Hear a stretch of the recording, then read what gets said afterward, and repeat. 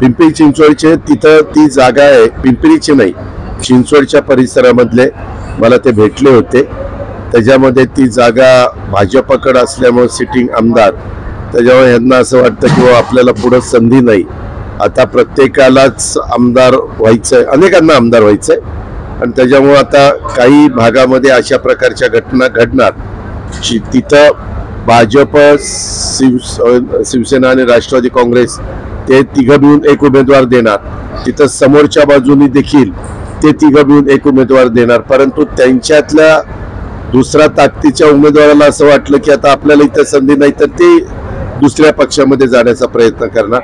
अशा पद्धतीचं साधारण एकंदरीत चित्र तुम्हाला विधानसभेच्या निवडणुकीपर्यंत पाहायला मिळेल.